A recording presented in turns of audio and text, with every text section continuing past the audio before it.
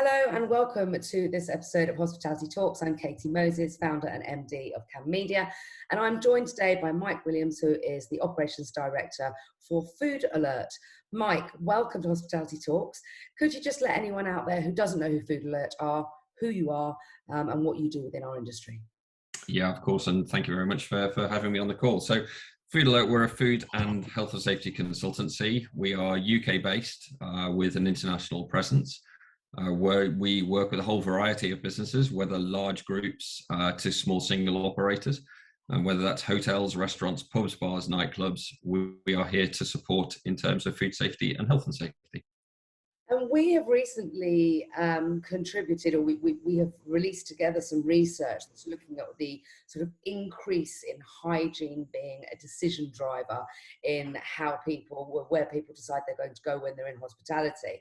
It seems to me that obviously because of COVID, the idea of cleanliness in venues, etc., has massively increased, but it seems to have had a knock-on effect to all of the thoughts about hygiene. And it's the first time ever we're seeing how clean a venue is coming into the top 5 of the decision-making process, and how high the food hygiene score is coming into whether I decide to get my delivery from that particular venue or not. Have operators upped their game accordingly as to what consumers want? Well, I think so. And certainly from the client base whom we work with, we have seen just a real significant uplift in expectation, but also the setting of brand standards as well. There are many businesses now who, looking at the food hygiene rating schemes, for example, their brand standard is operating at a rating of 5. It's not accepting 0s, 1s, 2s, 3s, or even 4. It is the absolute, we must get to this level. And, customers, they very much do vote with their feet. And it does feel is that in many cases there is a quite literally one strike and you're out, a poor experience, if you would, that a business has, or sorry, a customer has with a business. They won't go back. And of course, the other problem, if you will, from a business point of view, is the absolute clarity across across social media. So whether that's your TripAdvisors, whether it's your Facebooks or whomsoever, and from that point of view, customers are very, very quick to put their bad experiences online, and many people pay attention to those.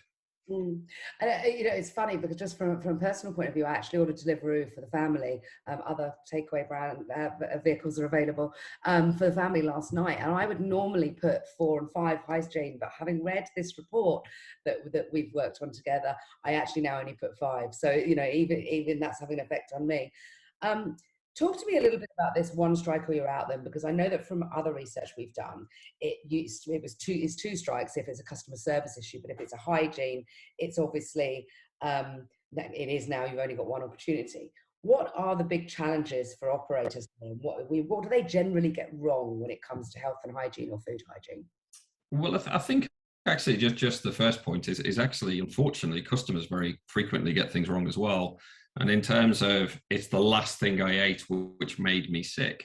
So actually, from a point of view, somebody could have a bad experience, a dodgy burger or whatever it is, and they're sick quite quickly afterwards.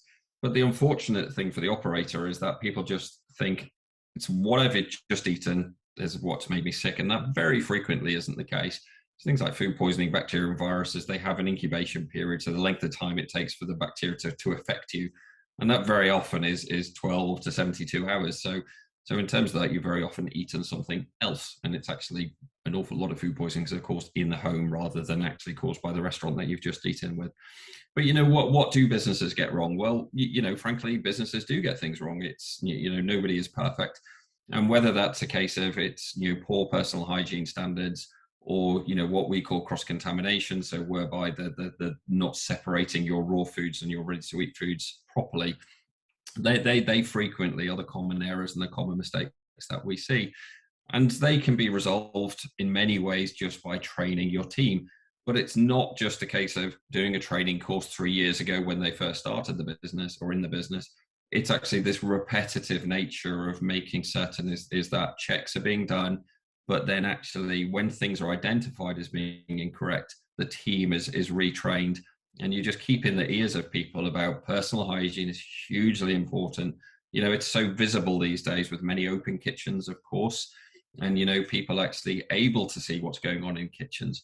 So I think from that point of view, if you're seeing the team in the kitchen washing their hands, wearing good uniforms, which are clean, then from that perspective, you're already giving a really good impression to your customers. But it's not just about impressions; it's actually walking the walk as well. So yes, it might look like you're washing your hands, but do the job properly. It keeps the risk of contamination down, basically. And presumably, and again, this is not my specialist area, but I do find it incredibly fascinating that presumably there are sort of new hygiene hazards arriving at all times. There's might be new bacteria that we weren't aware of. There might be new equipment that has different hygiene hazards as well. Am I right in thinking that? Not quite, but what is happening is that an awful lot of operators are trying to find new ways of kind of preparing food, if you would. And actually some techniques which have actually been around for hundreds of years almost, whether it's like salting of products or fermenting, for example, well, they're becoming more and more common, but they are really where the kind of the real science behind food starts to kick in. And so from that point of view, kind of more novel methods of preparing food then creates greater risk. And I think, there's one technique which has grown quite significantly in use over recent years, which is sous vide. And that's actually cooking food at very low temperatures, but for long times. And there are very specific pieces of equipment to allow you to do that. But actually, you're getting some businesses who are saying, okay, we can just put it in water, our kind of foods in water at a particular temperature. But there's no way of actually being certain is that temperature is correct and being maintained at all times. So it's not really new bacteria coming along. It's just kind of more risky techniques being utilized. And the same old bacteria, your salmonellas, your campylobacters, your E. coli's, etc., then they themselves they're always there, but the new techniques aren't necessarily controlling them so well. And thanks to COVID-19, well, many things are thanks to COVID-19, but we've had the opportunity to really dig down and take a look at what operators are doing with regard to hygiene. Who out there's doing it well? Who would you hold up as a really good standard, and what are they doing that's different to the norm? So I think I'd like to say a number of the businesses whom we do work with, that they take things incredibly seriously, and there's two brands, for example, who are brand new into the UK, whom Food Alert is working with. One is Wendy's and one is Popeye's Louisiana Chicken. And they are setting up their business to succeed from day one. So brand new into the business, into the country, or returning into the country, if you will, as per Wendy's. But actually, what they've done is that they're looking at their training programs from day one. They're looking at their hygiene programs from day one, and realistically, they've set themselves up to succeed. We've got other clients whom we work with, the likes of Young's and Fuller's, for example, two pub groups, and they just set their benchmarks so high that they are basically saying is that, even if we have a bad day, we know is that the standards in those kitchens are going to be of the very highest, basically. So I think in terms of that, very much it's a mindset, and it's an approach to a culture, which means is that when anybody comes into our business, whether it's a new starter for a team member or whether it's a customer who's actually coming in to have for a lunch or a dinner or whatsoever, is that they know is that the experience is going to be good every single time. So I would say, look, I mean, Food Alert, we have a whole range of clients, and whether they're contract caterers who, serve in very high risk premises like nursing homes, for example, they all take different approaches. But from our point of view with Food Alert, it gives us the ability to really assist them with that as well. And where we find there's gaps, then we can help fill those and make it so that they are really operating at the highest of levels. Okay, and it would be remiss of me not to mention the massive evolution or even revolution of technology within the hospitality industry over specifically the last 18 months. What role does technology have to play within sort of food hygiene and health and safety?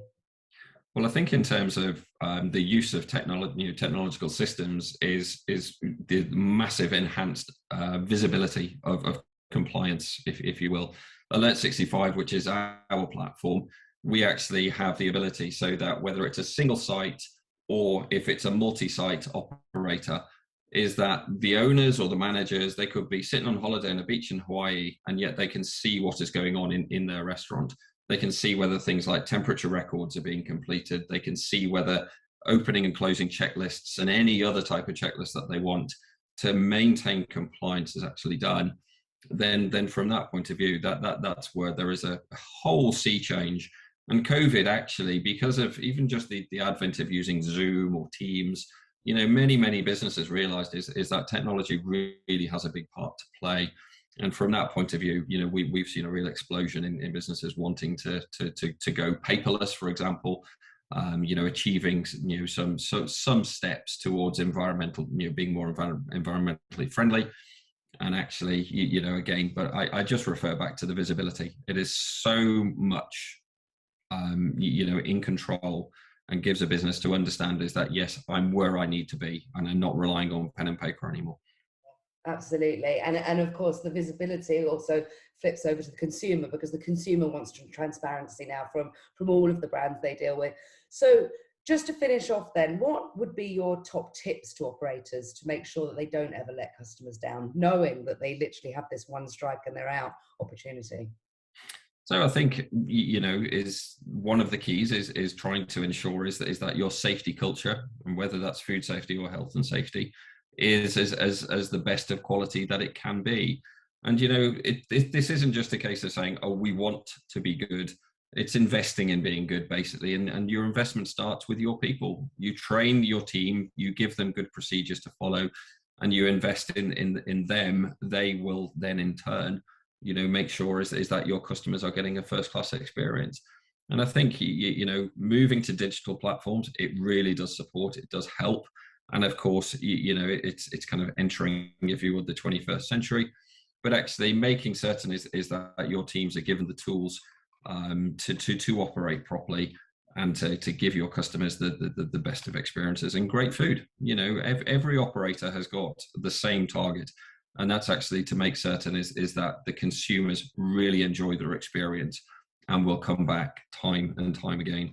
And I think investing in food safety and health and safety really does support that.